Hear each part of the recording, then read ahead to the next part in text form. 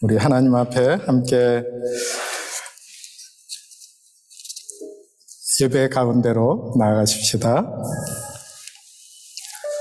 우리 주 예수 그리스도의 아버지 하나님을 찬송하리로다.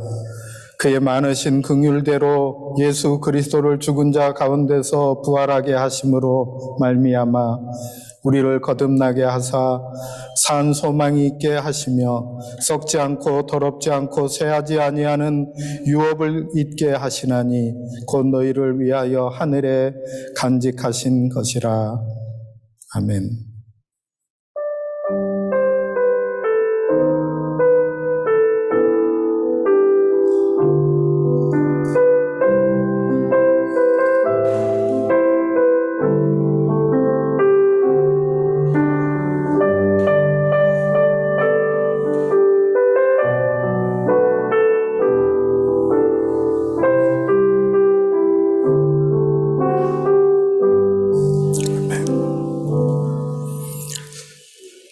할렐루야.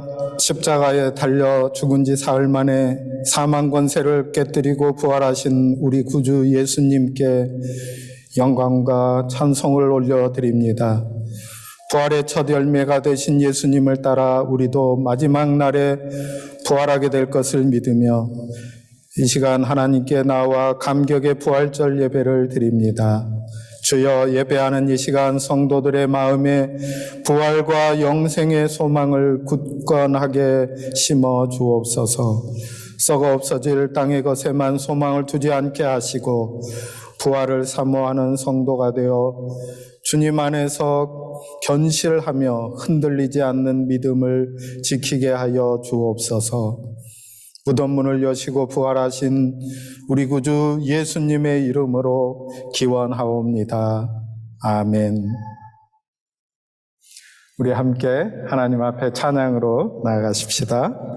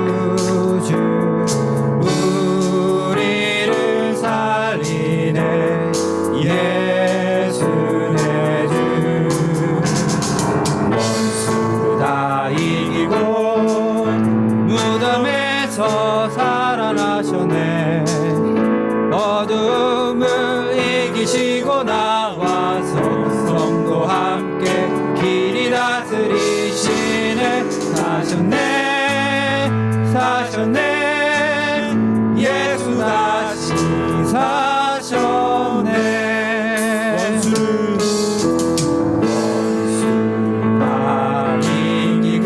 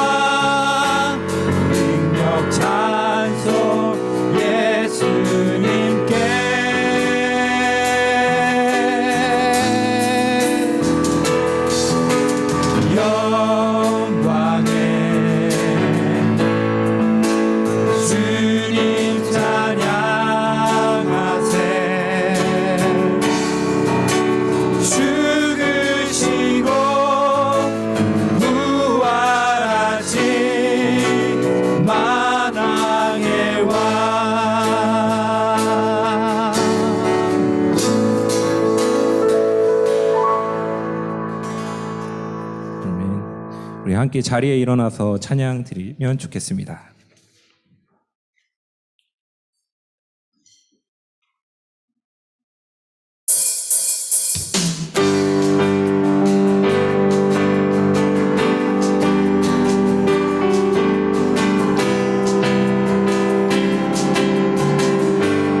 주 날 구원했으니 주 날 구원했으니 어찌 잠잠하리 기쁨의 찬송 드리리 주 내 죄 사했으니 어찌 잠잠하리 기쁨의 경배 드리리 한 번 더 주 날 구원했으니 날 구원했으니 어찌 잠잠하리 기쁨의 찬송 드리리 주 내 죄 사했으니 주 내 죄 사했으니 어찌 잠잠하리 기쁨의 경배 드리리 주를 향한 나의 사랑 멈출 수 없네 멈출 수 없네 나 기쁨에 춤추리 모든 슬픔 바꾸셨네 나 기쁨에 춤추리 주 안에 있네 주 날 구원했으니 주 날 구원했으니 어찌 잠잠하리 기쁨의 찬송 드리리 주 내 죄 사했으니 주 내 죄 사했으니 어찌 잠잠하리 기쁨의 경배 드리리 주를 향한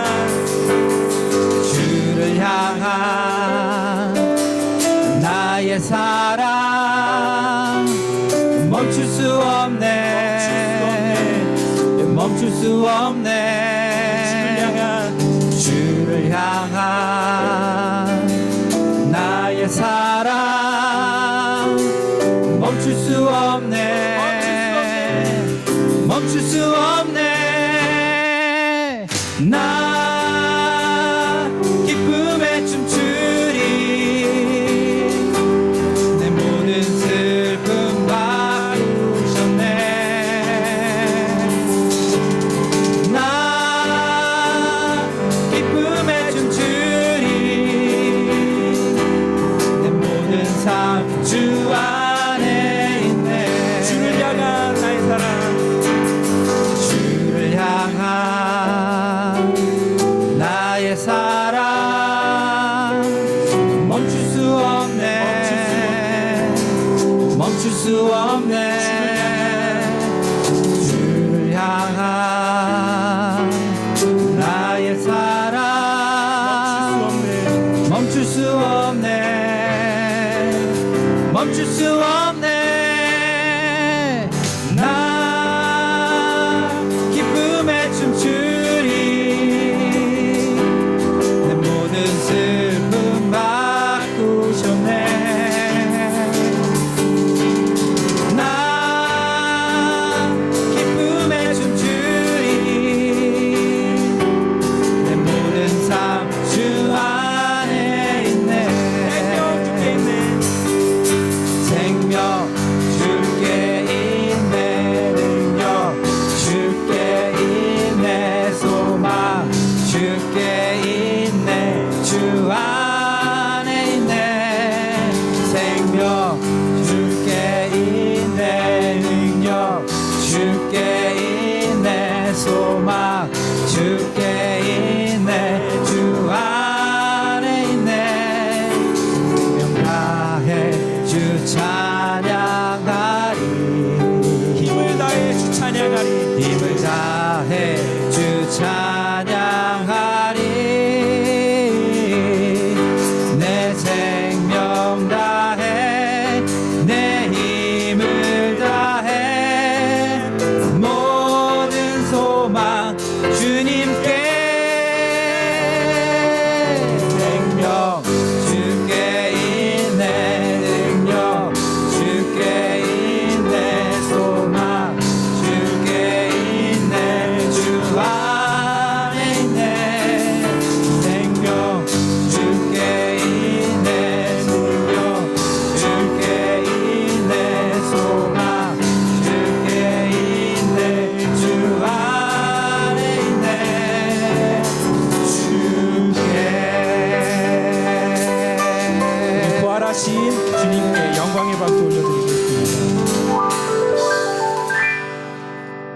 우리 함께 자리에 앉으시겠습니다.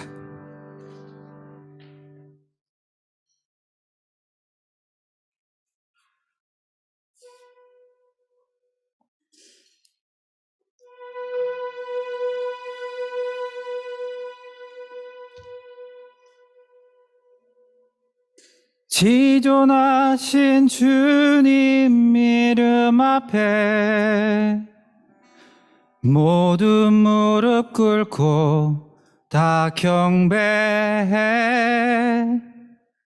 거룩하신 주님 보좌 앞에 엎드려 절하세.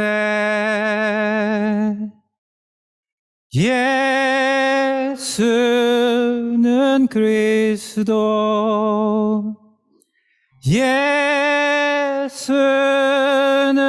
주, 하나님의 영으로 경배 드리리.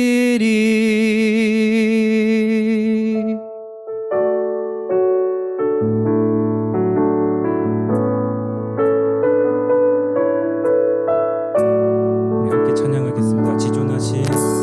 지존하신 주님 이름 앞에 모두 무릎 꿇고 다 경배해. 거룩하신 주님 보좌 앞에 엎드려 절하세. 지존하신 주님 이름 앞에 지존하신 주님 이름 앞에 모든 무릎 꿇고 다 경배해. 거룩하신 주님 보좌 앞에 엎드려 절하세. 예수는 그리스도, 예수는 그리스도,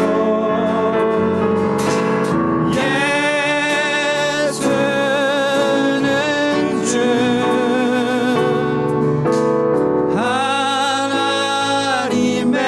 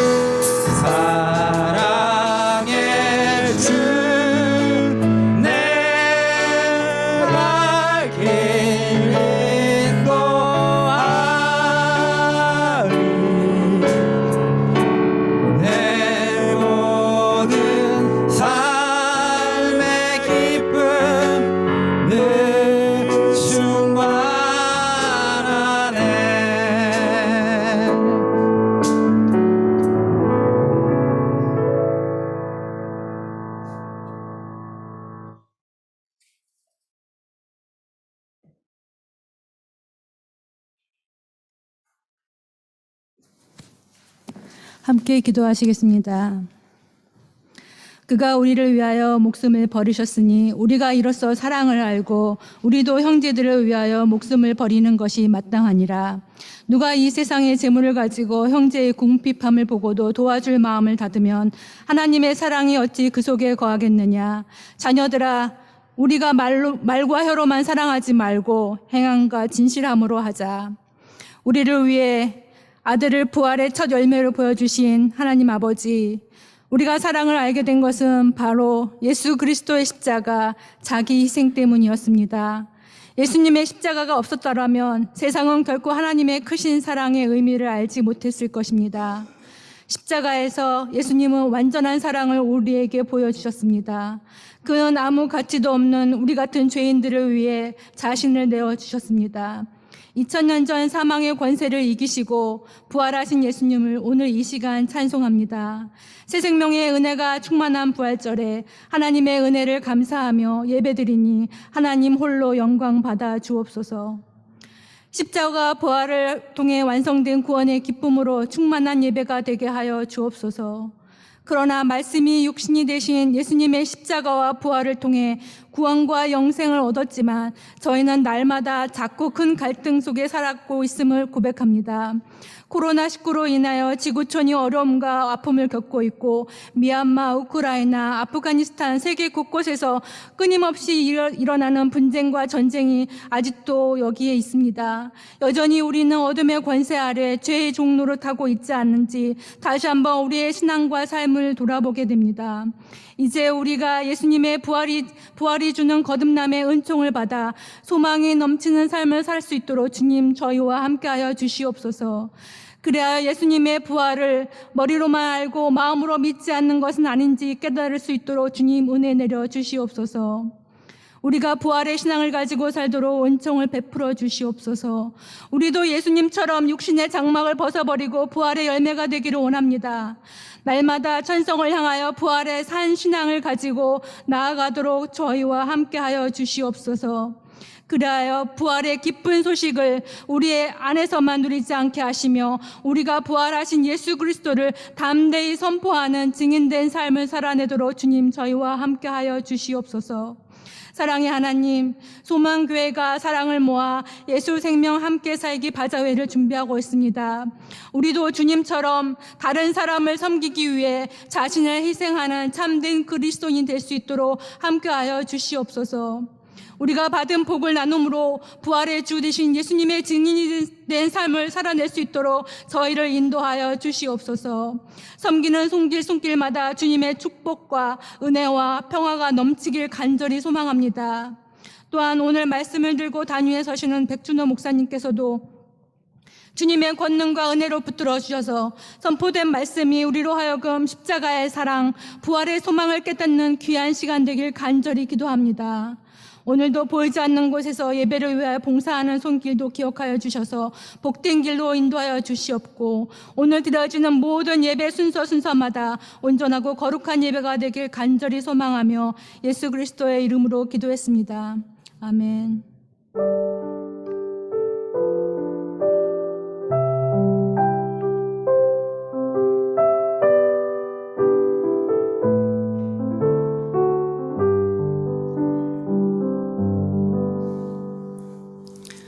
오늘 우리에게 하나님이 주신 말씀은 요한계시록 3장 14절부터 22절까지입니다. 제가 받들어 읽겠습니다.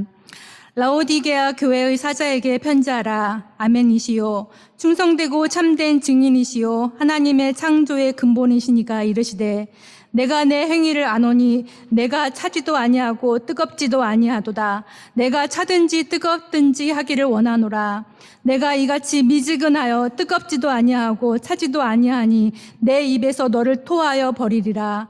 내가 말하기를 나는 부자라 부요하여 부족한 것이 없다 하나 내 공고한 것과 가련한 것과 가난한 것과 눈먼 것과 벌거벗은 것을 알지 못하는도다. 내가 너를 권하노니 내게서 불로 연단한 금을 사서 부요하게 하고 흰옷을 사서 입어 벌거벗은 수치를 보이지 않게 하고 안약을 사서 눈에 발라보게 하라. 물은 내가 사랑하는 자를 책망하여 징계하노니 그러므로 내가 열심을 내라. 회개하라. 볼지어다 내가 문 밖에 서서 문 밖에 서서 두드리노니 누구든지 내 음성을 듣고 문을 열면 내가 그에게로 들어가 그와 더불어 먹고 그는 나와 더불어 먹으리라. 이기는 그에게는 내가 내 보좌에 함께 앉게 하여 주기를 내가 이기고 아버지 보좌에 함께 앉은 것과 같이 하리라. 귀 있는 자는 성령이 교회들에게 하시는 말씀을 들을지어다. 이것은 하나님의 말씀입니다. 하나님 감사합니다.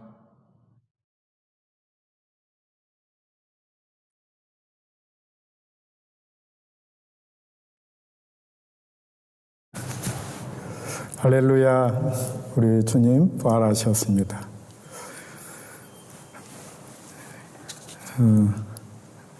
네, 화면을 보면서 같이 나누도록 하죠. 네. 예.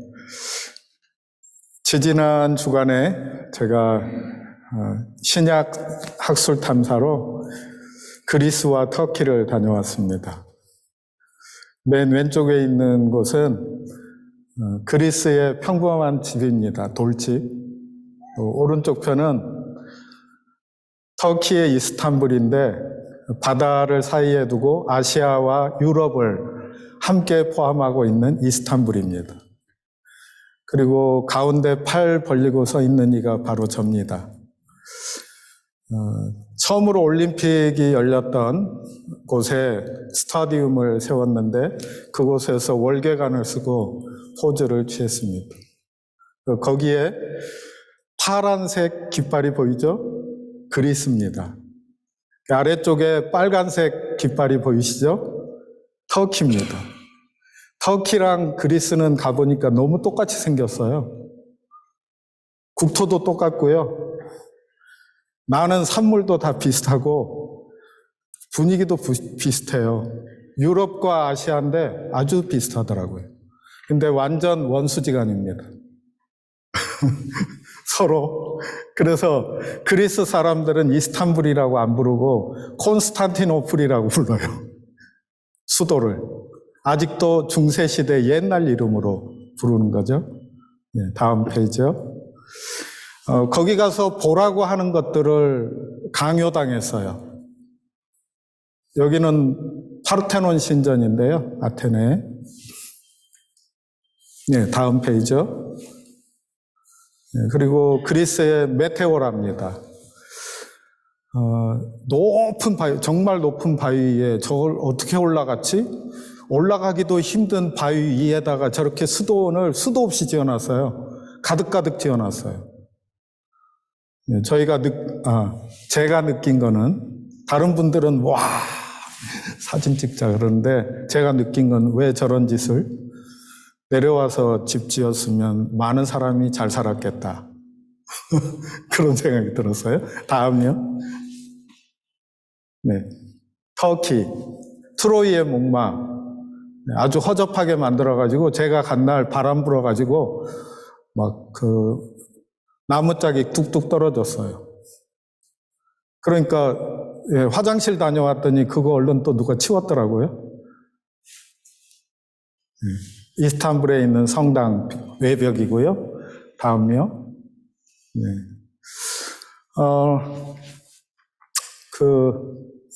터키 왕조가 생겼는데 이런 바닷가에다가 어마어마한 궁전을 세운 거예요. 이거 한 채뿐만 아니고요. 그 옆으로도 막 잔뜩 해요.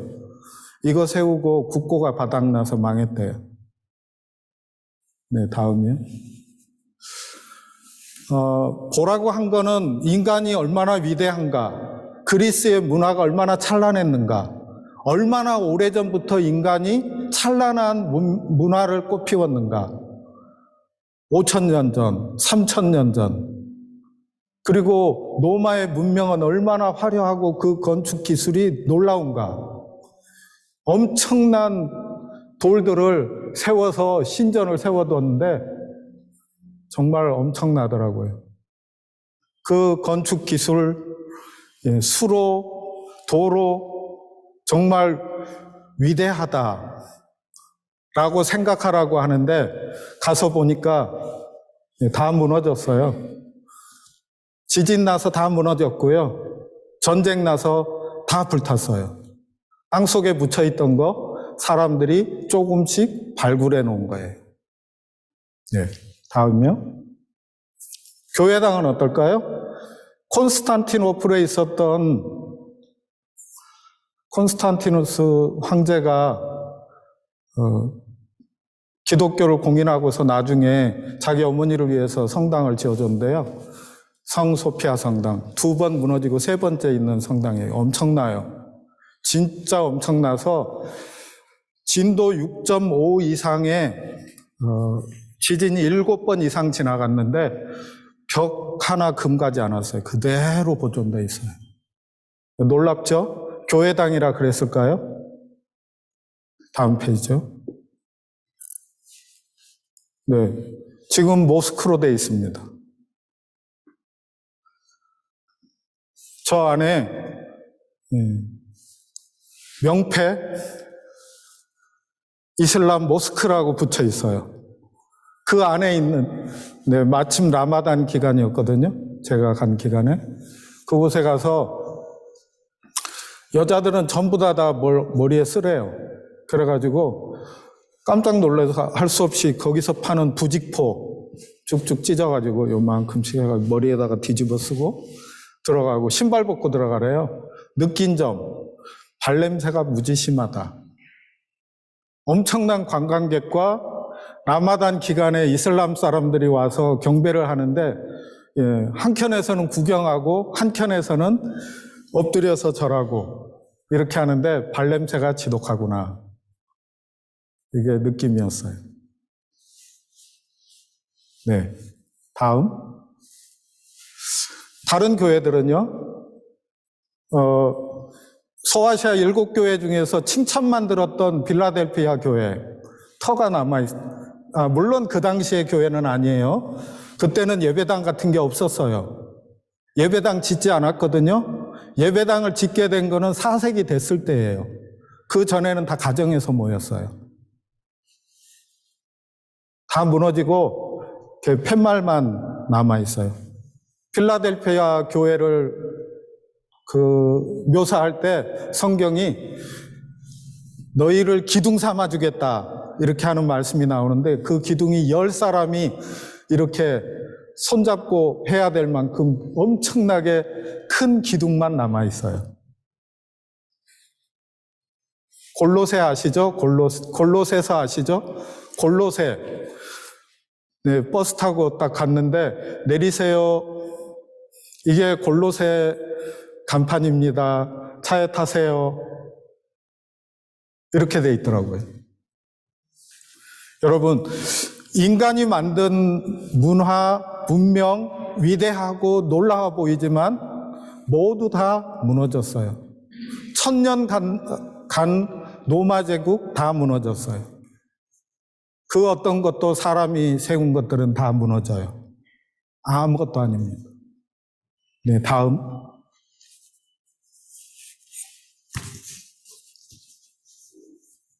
그 전에 거 한 장 있지 않았어요? 죄송해요.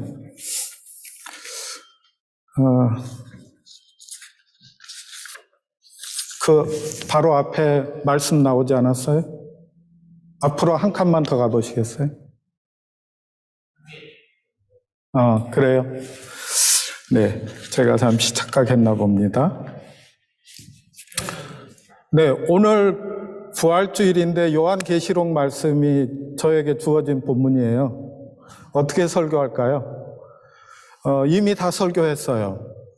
저 이야기는 제가 보고 온 것 중에서 오늘 말씀과 연관이 있는 것만 사진을 올린 겁니다. 심지어 제가 월계관 쓰고 손들고 있는 그림까지 모두 다. 요한계시록의 말씀은 항상 교회를 긴장하게 하는 말씀이에요. 그림 자극을 하는 무대가 있는데 그 무대 뒤에 실체가 있잖아요. 그 뒤에 실체의 모습을 보여주는 그것이 바로 요한계시록의 모습인데요.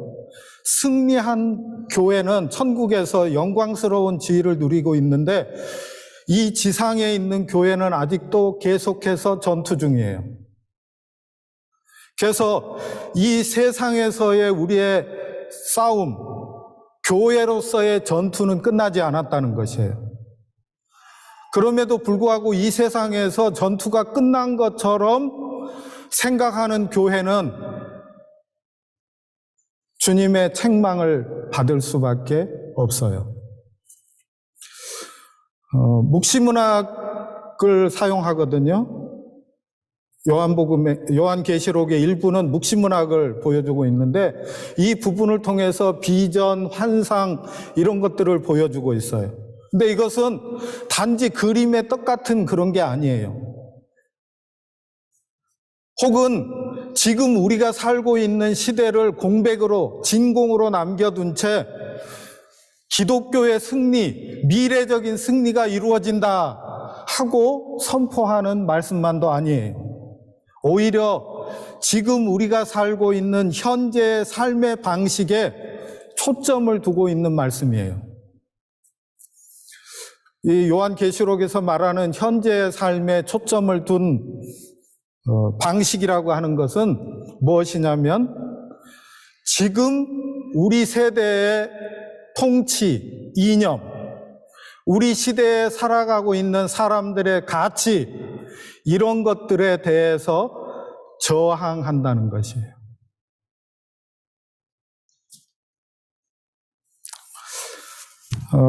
스탠리 스탠드라고 하는 분이, 스탠리 샌더스라고 하는 분이 요한계시록에 대해서 한 줄로 이렇게 써두었어요. 요한계시록은 로마 제국에서 삶을 지배하는 근본적인 스토리에 대한 강력한 대안을 제공하는 책이다.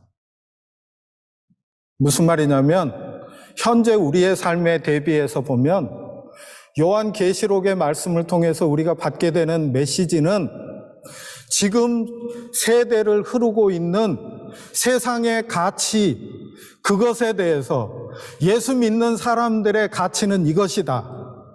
예수 그리스도가 십자가를 지심으로써 이 땅 가운데에서 나타내 보여주셨던 사랑은 이것이다. 예수 그리스도가 죽은 자 가운데서 부활하셔서 다시 오실 주님이 되신 그것을 긍정하는 사람들의 삶의 모습은 이것이다. 이것을 드러내어 보여주는 삶이 바로 크리스찬의 삶이다 하는 것을 요한계시록이 우리에게 메시지로 주고 있다는 거예요. 사도 요한을 통해서 하나님께서는 어두운 영의 권세가 지배하는 세상 한복판에서 어린 양의 방식을 따라서 살아갈 것을 강력하게 선포하십니다. 그 선포의 주제는 여러 가지일 수 있지만 먼저 말씀드린 대로 키워드로 정리하면 저항, 속으로 한번 따라해 보세요. 요한계시록의 키워드 저항, 두 번째는 공동체. 네. 그 다음 페이지요. 네. 아마 다운받을 때 2장이 달아난 것 같아요. 중간에. 예. 소아시아의 7교회 편지를 썼어요. 요한계시록은 성경에서 매우 특이해요. 장르상으로. 그래서 때때로 어려운 책이라고 읽지도 않고 설교도 잘 못해요. 어떤 교회에서는 이 요한계시록만 가지고 잘못 해석해서 자기 마음대로 함부로 이 말씀을 해석해서 자기들 구미에 맞게 마구잡이로 만들어 두었어요. 근데 이 요한계시록은 독특하긴 하지만 성도들에게 용기를 주는 복음이에요. 소망의 말씀이에요. 하나님의 승리를 바라보게 하는 말씀이에요. 우리 크리스찬들이 지금 이 세상에서 어떻게 살지를 보여주는 말씀이에요. 3가지 장르가 나오는데요. 첫째는 계시록, 계시의 말씀이에요. 드러내 보여주는 거예요. 사람들이 알지 못하던 것을 드러내 보여주는 것. 두 번째는 묵시예요. 묵시는 감추어 두는 거예요. 말하고자 하는 것이 있는데 알아들을 사람은 알아듣고 못 알아들을 사람은 못 알아듣게 하는 거예요. 예를 들면 핍박하는 사람들은 못 알아듣게 하는 거예요. 우리 성도들은 다 알아듣는 거예요. 세 번째는 편지예요. 2장, 3장에는 편지가 나오고 있어요. 편지를 썼어요. 이 소아시아 7교회에 보낸 편지는 오후 7시부터 시작해서 5시에 끝나요. 7시에서 5시까지. 보이세요? 7시에 어느 도시가 있어요?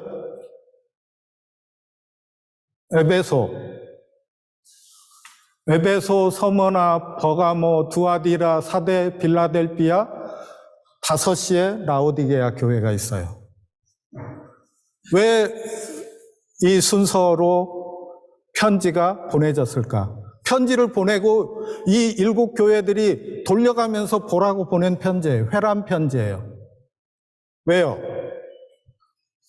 사도 요한이 하나님의 말씀을 받고 환상을 본 것이 그 왼쪽 편에 보면 어디쯤인지 정확히는 모르지만 그 어디에 반모섬이 있어요. 반모섬 보이세요? 네, 그 바다 어디에 에베소 가까운 바다에 반모섬이 있어요. 반모섬에서 편지를 쓰고 그 말씀을 에베소, 가까운 에베소로 보내는 거예요. 그리고 순서에 따라서 5시까지 라오디게아 교회까지 보내게 된 거예요. 편지예요. 교회들에게 보낸. 오늘 우리는 현대 교회를 가장 잘 드러내 보여준다고 하는 라오디게아 교회를 볼 거예요. 라오디게아 교회는 4대 교회와 두 교회가 공통점이 있는데 그 공통점은 예수님에게 칭찬을 한마디도 못 들은 교회예요. 책망만 들은 교회. 왜 어떤 문제가 있었기에 예수님께 칭찬을 듣지 못하고 꾸중만 들었을까? 라오디게아 교회의 문제점 다 같이 한번 따라서 해볼까요? 자기만족. 잠을 깨세요. 큰 소리로 자기만족. 네. 날이 굉장히 덥고 이렇게 진 누를 때는 예배당 들어오면 힘들어요. 저도 똑같이 힘들어요. 근데 이제 이길 수 있는 방법은 사실은 찬양할 때 땀이 좀 나야 되거든요. 땀 한번 쫙 흘리고 나면 그 다음에 설교 들을 때는 힘이 빠져갖고 졸리려나? 네, 그럴 수도 있습니다. 네, 라오디게아 교회의 문제는 뭐였냐면 자기만족이에요. 헛된 자기만족. 따라서 해봅시다. 헛된 자기만족. 네. 헛된, 거짓된 자기만족은 어디에서 오냐면 올바르지 못한 자기인식에 뿌리를 두고 있어요. 자기인식이 잘못되어 있는 거예요. 이 소아시아, 지금의 터키 지방이에요. 터키 나라예요. 터키 나라에 있는 7대 교회는요, 이 7대 교회를 다 돌아봤어요. 이 7대 교회는 대부분의 교회가 핍박 가운데 있었어요. 외적으로. 근데 라오디게아 교회는 핍박이 없었어요. 그게 다른 점이에요. 외적으로 핍박이 없는 평온한 모습이었어요. 게다가 라오디게아 사람들은 질 좋은 양모가 나서, 거기에 아주 좋은 목조지가 있거든요. 질 좋은 양모가 나서 부자였어요.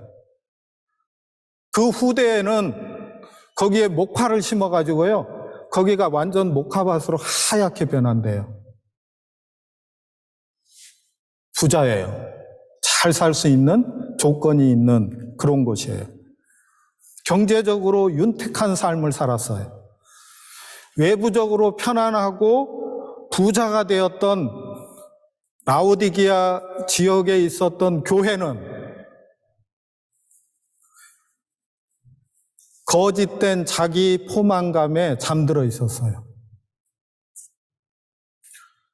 다 편안하고 부자가 됐어요. 그러니까 만족스러워서 잠자게 된 거예요. 싸우지 않게 된 거예요. 더 이상 투쟁하지 않는 거예요. 더 이상 하나님께 치열하게 묻지 않는 거예요.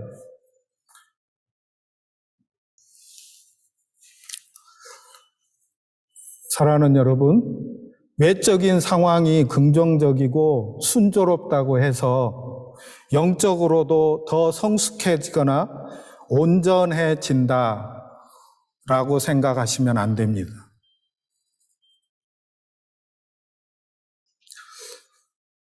우리 크리스찬들이 이 두 사이에서 온전한 평안한 거, 편안한 거, 잘된 거 이거 하고 영적인 상태하고 똑같지 않아요. 우리 현대 크리스찬들도 이 사이에 빠져 있습니다. 이 어려움이 교회를 짓누르고 있어요. 교회를 잠재웠어요. 교회를 죽이는 거예요. 성도들의 신앙이 무너져요. 이 두 가지가 분별되지 않으니까. 잘 되면 축복이라고 해요. 아니요. 축복받아서 잘 된 거죠. 그러나 잘 된 것이 다 축복 아니에요. 죽을 수 있어요. 환경에서 만나는 역경 앞에서는 우리가 곧잘 우리의 부족한 모습을 살펴보고 성찰해요.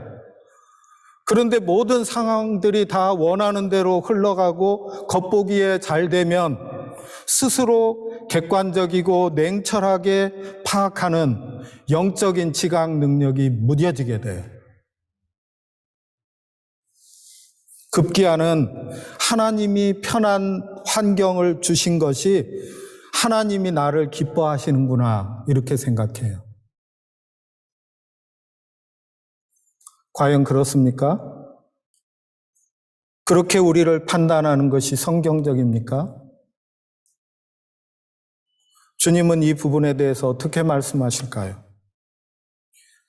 성경의 메시지를 통해서 주님은 결단코 아니다 말씀하십니다. 이 부분에 대해서 우리가 라오디게아 교회의 모습을 통해서 듣게 됩니다. 라오디게아 교회에 편지를 보내면서 주님을 묘사했어요. 우리 주님은 이렇게 써라. 내가 누구냐? 나는 아멘이시오, 충성되고 참된 증인이시오, 하나님의 창조의 근본이신 분이라고 기록하라고 말씀하십니다. 주님은 진리를 실현하는 분이십니다. 그분은 진리이십니다. 이것은 주님이 라오디게아 교회를 위해서 진리와 옳음의 잣대로 평가하실 수 있는 분이다 라고 말하는 것입니다. 라오디게아 교회, 어떤 교회든 그 교회, 어떤 성도든 그 성도를 평가할 수 있는 기준은 하나님의 진리와 그분의 참되심입니다. 그 진리 앞에서 벌거벗은 모습으로 서서 나를 발견하게 될 때 참된 나를 발견하게 됩니다. 그렇지 않을 때 우리는 세상 안에서 나를 발견하려고 듭니다. 우리가 세상 안에서 우리 자신을 발견하고자 하면 거기서 찾아지는 것은 거짓된 허상의 나일 뿐입니다. 다윗가 저더러 계속 보라고 한 건 인간이었어요. 인간의 위대함이었어요. 그러나 주님께서는 다 허무시고 천상의 예배를 보여주는 그 장면에서 계시록 4장 그룹들이 하나님을 영원히 찬양할 때 거룩하시다, 거룩하시다, 거룩하시다. 지금도 계시고 예전에도 계셨고 장차 오실 그분을 찬양해라. 24장로가 하나님 앞에서 끊임없이 찬양합니다. 존귀와 능력과 모든 찬양을 받으시기에 합당하신 우리 주님이십니다. 우리 주님께만 찬양을 올려드립니다. 우리 주님만이 우리를 평가하실 수 있는 하나님이십니다.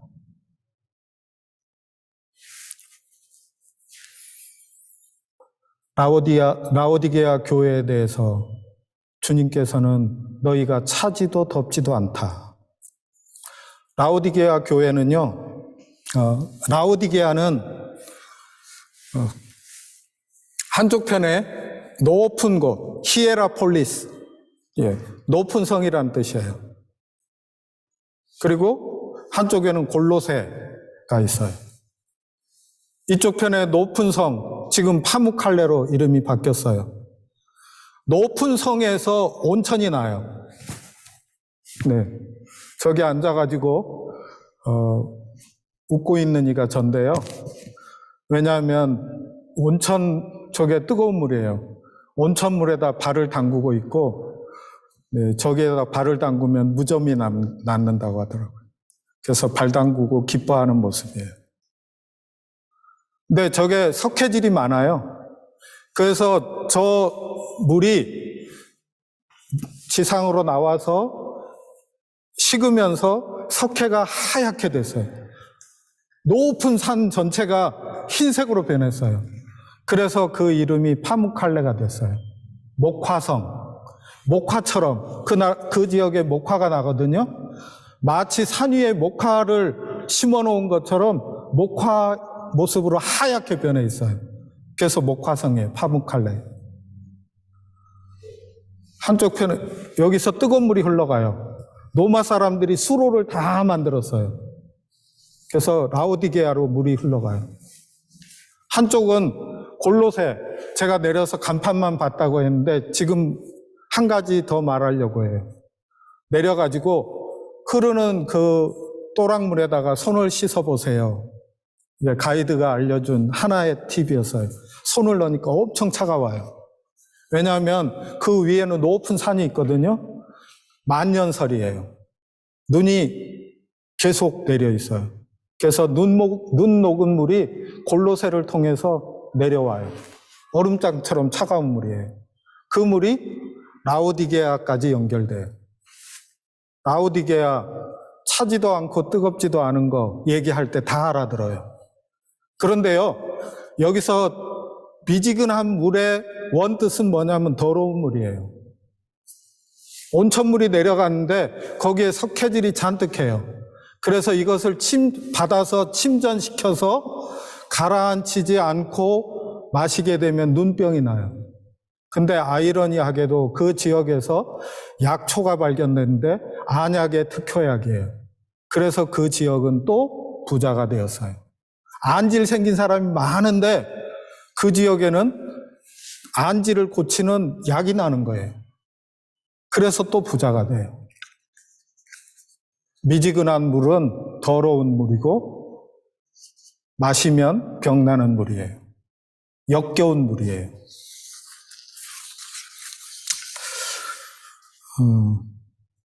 주님은 이 미지근한 상태, 더러운 섞여 있는 상태에 있는 라오디게아 교회를 토해버리고 싶다고 말씀하셨어요. 그런데 문제는 라오디게아 교인들은 자기 자신을 잘못 인식하고 있는 거예요. 자기는 부자라는 거예요. 물질적으로 풍요하기 때문에 영적으로도 부족함이 없다고 생각했어요. 그래서 하나님만 바라보는 가난한 심령을 잃어버렸어요. 사랑하는 여러분, 우리의 모든 삶이 편안하고 모든 것이 넉넉해졌습니까? 위험합니다. 깨어나지 않으면 안 됩니다. 죽습니다. 다 무너진다니까요. 화려하게 지은 예배당 건물들, 다 성인들에게 봉헌된 건물들이에요. 완전히 무너졌습니다. 하나도 남지 않았어요.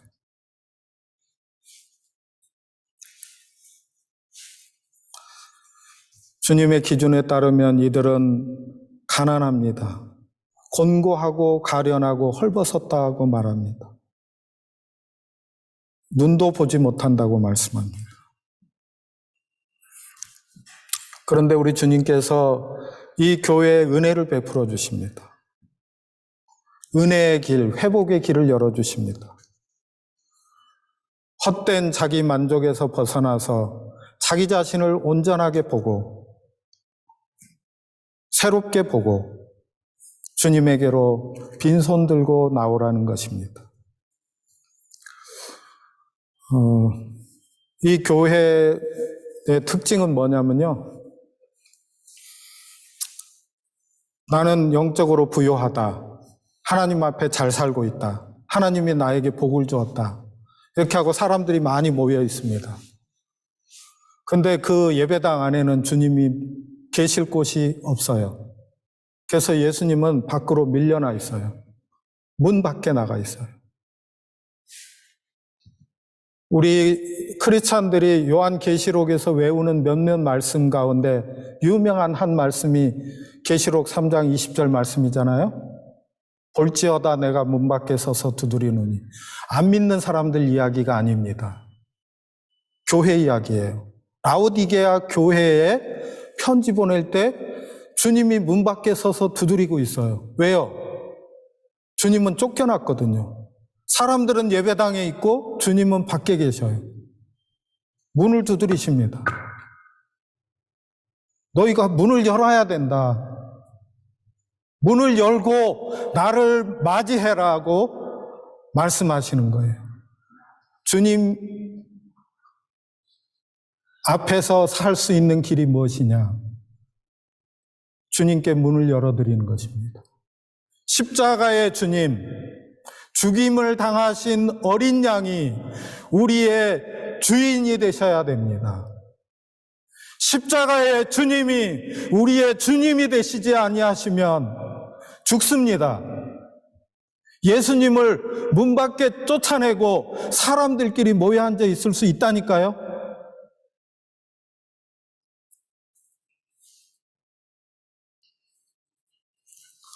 사랑하는 여러분, 주님과의 교제가 회복되지 않으면, 주님과 함께 살지 않으면 부활의 삶을 살아낼 수 없습니다. 오늘 아침에 부활절 연합 새벽 기도에 다녀왔는데 정말 썰렁하더라고요. 안타깝다. 부활절 연합 새벽 예배에 대한 저의 그림이 있습니다. 여의도 광장을 가득 메웠던 성도들의 그 찬양, 말씀에 대한 흠모함, 그 기도의 열정 다 죽었어요. 그냥 의식으로 부활절이 더 쓸쓸한 날이 됐다니까요. 왜요? 주님과 함께 있지 않다면 부활절이 우리에게 무슨 의미가 있습니까?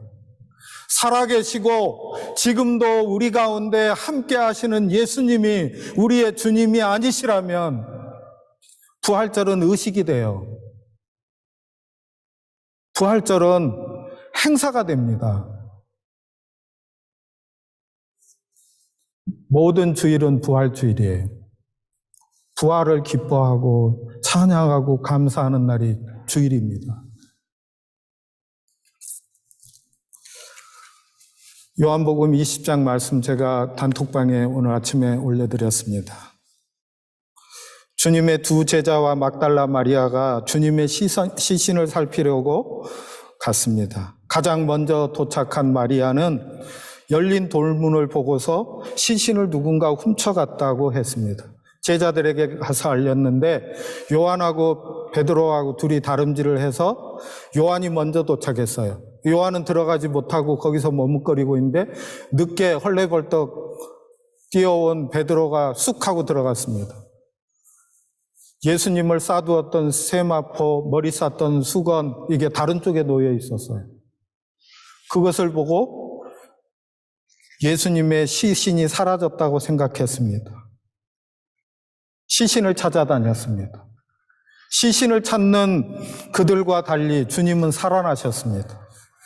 마리아는 들어가서 예수님을 만났고 부활하신 예수님의 첫 번째 증인이 되었습니다.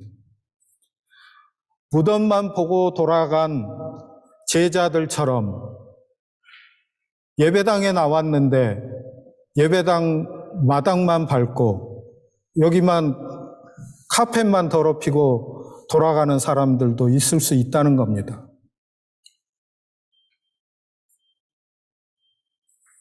여기로 나온 우리에게 주님이 말씀하십니다. 나와 만나자, 교제하자 하십니다. 누구든지 문을 열면 내가 거기에 들어가겠다. 함께 먹고 함께 마시고 함께 산다. 주님을 나의 주님으로 모신 사람들이 함께하는 공동체를 이룹니다. 주님이 높임을 받으시고 주님이 베푸신 사랑이 흘러갑니다. 이곳을 통해서 믿지 않는 이에게까지 복음이 증거되는 전초기지가 됩니다. 살아계신 주님은 좌절과 체념으로 시신을 찾아다니는 우리더러 사망을 넘어서 산소망으로 각자의 삶 가운데 부활을 살아내라. 부활을 살자. 말씀하십니다. 그래서 우리의 기도와 삶은 이러합니다. 주여, 시신이 아니라 부활하신 주님을 만나기를 원합니다. 주여, 마당만 밟지 말고 주님과 교제하기를 원합니다. 주여, 주님의 부활에 대해 말만 하지 말고 부활의 삶을 살기를 원합니다. 주님은 홀로 영광 받으시기에 합당하신 분이십니다. 주님 부활하셨습니다. 예수 부활, 부활 생명, 기쁨 충만, 아멘. 옆에 분들과 내 부활 신앙을 확인하면서 인사 한번 하십시다. 예수님 부활하셨습니다. 예수님 부활하셨습니다. 한 번만 더. 부활을 사십시다. 부활을 사십시다. 네.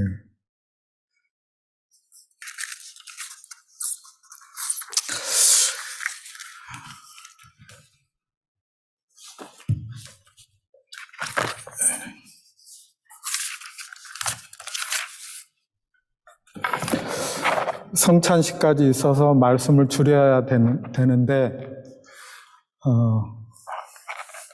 저는 여러분들 생각에 조금 과하다 싶을지 모르지만 우리가 부활을 기뻐하는 게 뭘까요? 예배죠. 하나님 앞에 드리는 시간입니다. 시간을 그냥 줄이는 것에 초점을 두면 안 된다라는 생각을 합니다. 제가 여러분을 혹독하게 다뤄서 죄송한데 부활절날 무슨 행사를 할까요? 뭘 할까요? 부활의 주님을 기뻐하는 거, 부활의 주님을 함께 누리는 거, 이거 말고 딴 거 뭐 할까요? 그래서 말씀을 줄이지 않았습니다. 게다가 성찬식도 하려고요.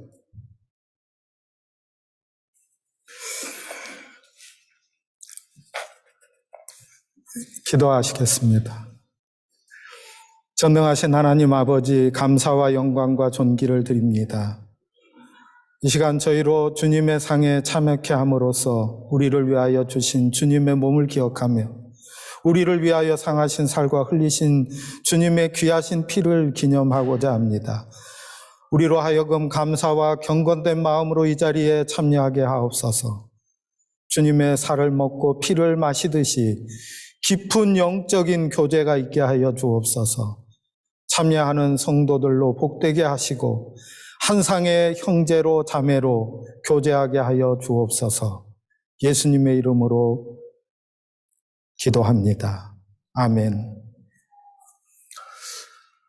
주님의 피로 사심을 입은 여러분, 이는 그리스도를 기념하여 그의 재림하실 때까지 그의 죽으심을 기억하게 하는 예식입니다. 자기 백성에게 힘을 주사 죄를 대적하게 하고 모든 고난에서 저희를 견고케 하심과 저희를 강하게 하며 마음의 평안과 영생의 소망을 확신케 하는데 무한한 유익이 되는 예식입니다.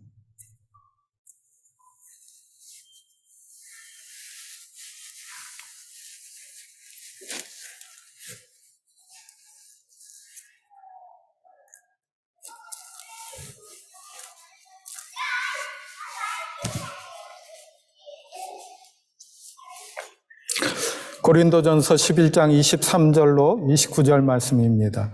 내가 너희에게 전한 것은 주께 받은 것이니 곧 주 예수께서 잡히시던 밤에 떡을 가지사 축사하시고 떼어 가라사대 이것은 너희를 위하는 내 몸이니 이것을 행하여 나를 기념하라 하시고 식후에 또한 이와 같이 잔을 가지시고 가라사대 이 잔은 내 피로 세운 새 언약이니 이것을 행하여 마실 때마다 나를 기념하라 하셨으니 너희가 이 떡을 먹으며 이 잔을 마실 때마다 주의 죽으심을 오실 때까지 전하는 것이니라.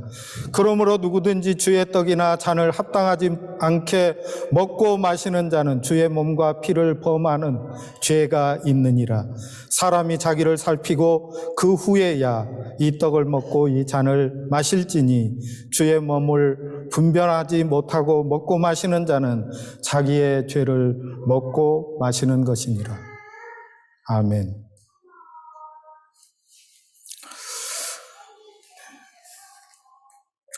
우리 신앙의 고백을 함께 드리도록 합시다. 자비하신 하나님 아버지시여 겸허한 마음으로 빕니다. 우리의 기도를 들으시고 성령으로 우리 주님께서 세우신 뜻을 이루게 하옵소서.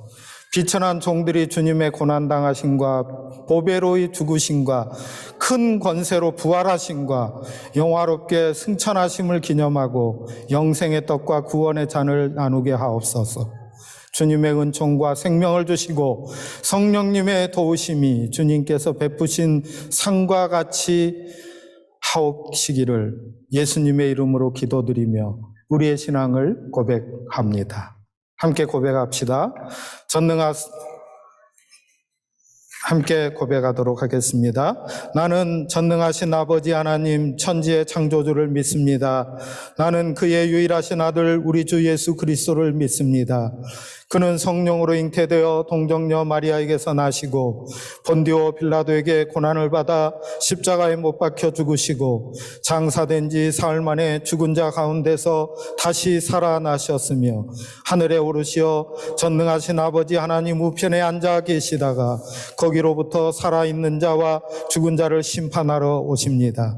나는 성령을 믿으며 거룩한 공교회와 성도의 교제와 죄를 용서받는 것과 몸의 부활과 영생을 믿습니다. 아멘. 주 예수님께서 잡히시던 날 밤에 떡을 가지시고 축사하셨습니다. 축사하신 후에 떼어 제자들에게 주셨습니다. 이것은 너희를 위하는 나의 몸이다 말씀하셨습니다. 식후에 또 잔을 가지시고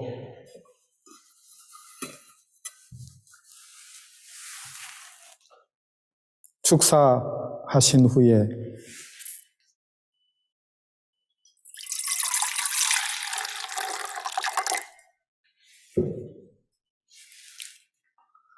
이 잔은 나의 피로 세운 새 언약이니 이것을 행하여 마실 때마다 나를 기념하라 하셨습니다. 우리도 이 떡을 받고 잔을 받을 때 합당하게 받음으로 언약의 축복이 새로워지기를 바랍니다. 함께 기도하십시다. 거룩하신 아버지 하나님, 저희가 주님의 떡과 잔을 받으려 합니다. 이 떡을 먹고 잔을 받아 우리 주님의 사랑을 본받아서 주님이 저희를 위하여 주신 그 사랑을 기억하고 주님의 그 사랑을 본받아서 우리도 서로 용서하고 사랑하게 하여 주옵소서. 예수님의 이름으로 기도합니다.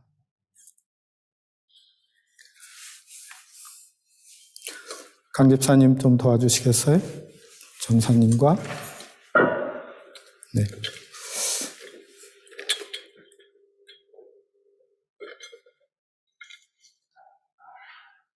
우리가 후회 받읍시다. 네. 집사님도 손을 닦으시고.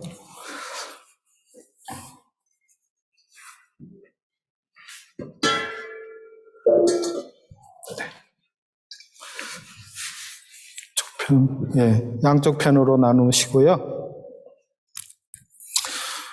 떼는 방법은 이렇게 하신 다음에 윗부분만 따로 떼셔야 돼요. 그래야 떡이 나옵니다. 만약에 포도즙이 먼저 떼어지면 포도즙을 먼저 마셔도 됩니다. 네. 안 그러면 옷을 버리실 수 있어요. 받으셨으면 잠시 기다리시고요. 떡 부분, 윗부분을 따로 이렇게 종이만 벗겨내십시오. 떡이 들어있습니다. 떡을 받으시죠. 네, 후에 잔을 벗기고요.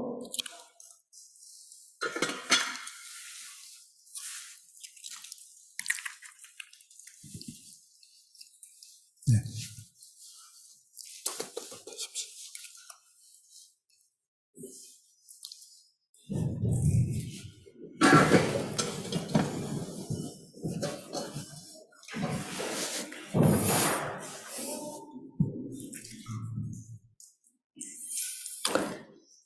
네. 떡과 잔을 다 받으셨습니까?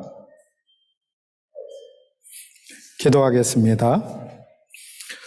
거룩하신 아버지 하나님, 자비하시는 종으로 주님의 백성된 저희가 이 성찬에 참여케 하시고 사죄와 구원의 은혜를 새롭게 하여 주시니 감사합니다. 우리를 복음에 합당하게 행하여 항상 예수님의 죽으심과 다시 사심을 몸에 짊어지고 빛을 전하게 하여 하나님 아버지께 영광을 돌려 살게 하옵소서. 예수님의 이름으로 기도합니다. 아멘.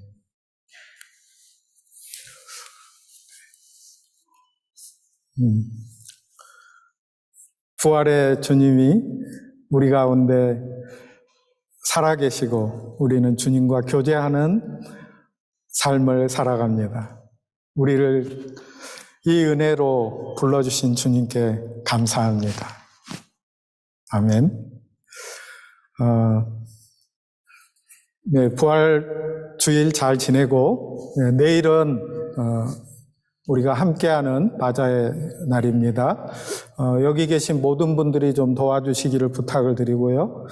내일 좀 도와주실 수 있는 분들은 이따가 예배 마치고 저랑 좀 만나셔서 어떻게 도울 수 있는지 물어봐 주시면 좋겠습니다. 오늘 예배 후에 장년부는 자매들이 토크 시간을 갖는다고 합니다.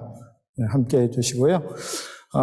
그 다음에 다음 주일 날은 마더스데이를 기해서 엄마들이 다 같이 모인다고 합니다.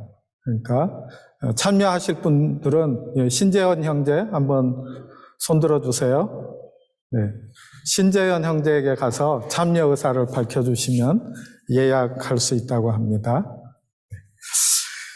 주님께서 제자들과 함께 식탁에 교제를 하신 후에 감람산으로 가셨는데 가시면서 찬양을 드렸습니다. 우리도 함께 일어나셔서 부활하신 주님을 찬양하십시다.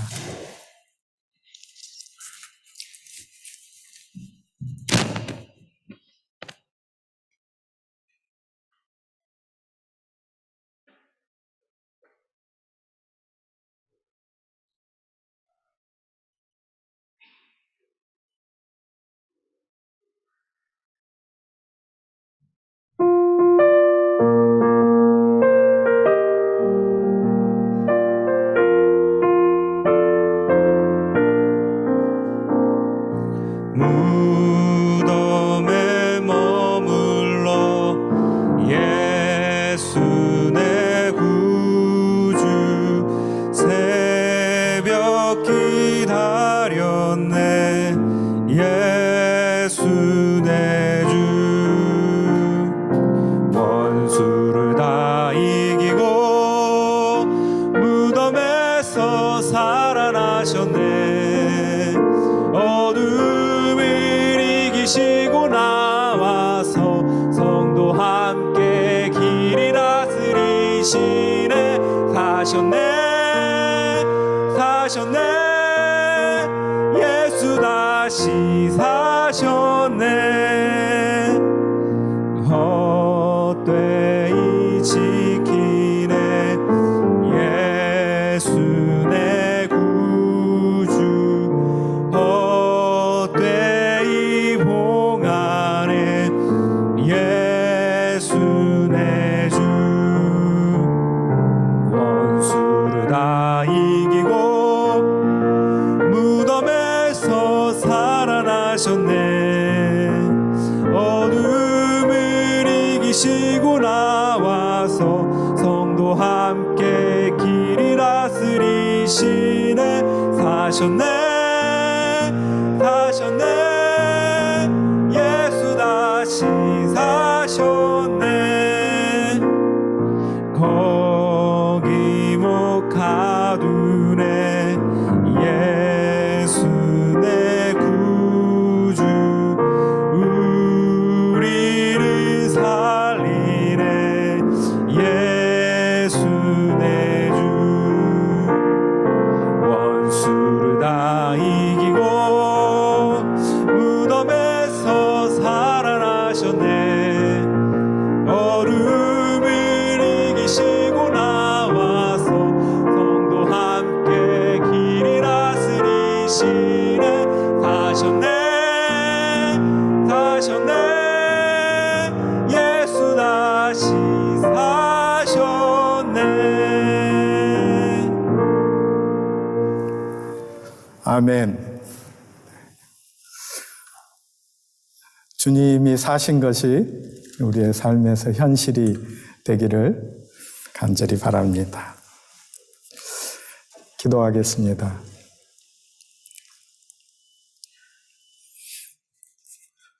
아직 어둠에 있는 자들에게, 아직 절망 가운데 빠진 이들에게, 아직 전쟁의 소식과 전쟁의 참화 중심에 있는 이들에게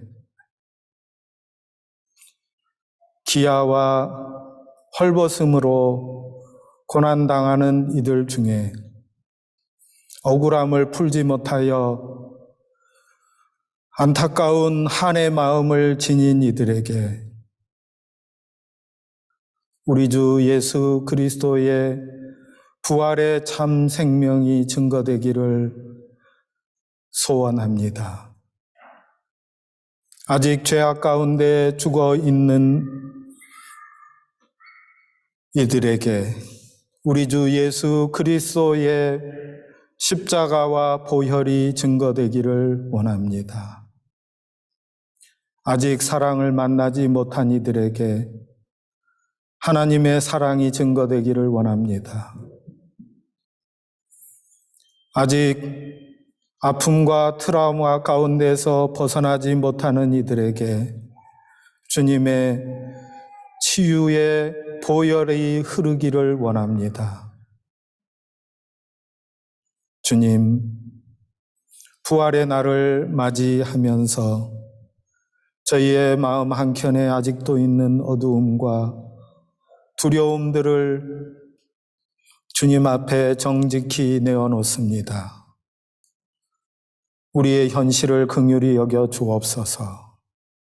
이 현실에 발딛고 살면서도 하늘의 소망, 천국의 소망, 부활의 소망으로 우리 주님의 빛을 전하는 저희가 되게 하여 주옵소서. 주님 앞에 나올 때에 저희의 시간과 재능과 물질을 드렸습니다. 저희 자신을 주님 앞에 내어놓았습니다. 주님 다 받아주셔서 주의 뜻에 맞게 써주시고 주님의 나라를 이루시며 주님의 나라를 확장하옵소서. 주의 백성들에게 주의 평화를 알게 하시고 주님의 은혜를 누리며 살게 하여 주옵소서. 부활의 첫 열매가 되시는 우리 주님의 은혜와 아들을 십자가에 내어주시고 죽은 자 가운데에서 부활의 첫 열매가 되도록 살리신 하나님의 사랑과 보혜사 성령님의 교통하심이 주 앞에 나와 주님의 부활을 기뻐하며 부활을 살겠습니다 다짐하는 주의 사람들 머리머리 위에 이제로부터 영원토록 항상 계시기를 간절히 축원합니다. 아멘.